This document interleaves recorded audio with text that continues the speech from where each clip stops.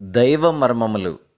సహోదరుడు భక్తి సింగ్ గారి అనుభవములో దేవుడు ఆయనకు బయలుపరిచిన దైవ మర్మములు. జూన్ 28. పరిశుద్ధత లేకుండా ఎవడును ప్రభువును చూడడు. హెబ్రీ 12:14. మన ప్రభు అయిన యేసుక్రీస్తు తన బహిరంగ పరిచర్యను ఆరంభించినప్పుడు పరలోకము తెరవబడి పరిశుద్ధాత్మ పావురము వలె ఆయన పైకి దిగి వచ్చెను. మరియు పరలోకము నుండి ఒక స్వరము వినబడెను.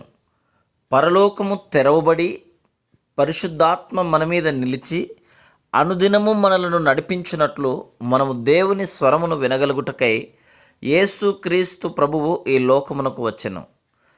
దేవుడు ఆత్మయ్య ఉన్నాడు. ఆయన స్వరము కూడా ఆత్మ సంబంధమైనదే.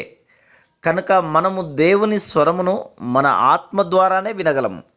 కానీ ఆ స్వరమును వినగలుగుటకు మన ఆత్మ శుద్ధి చేయబడవలను. మత్తయి సువార్త 5:8. పరిశుద్ధత లేకుండా ఎవడును ప్రభువును చూడలేడు. హెబ్రీ 12:14. మనలో ఏ పాపమునను అది దేవుని సాన్నిధ్యమును అనుభవించకుండా ఆటంకపరచును.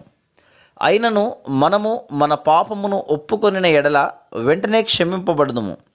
అప్పుడు తిరిగి ఆయన స్వరమును వినగలము. Praise the lord.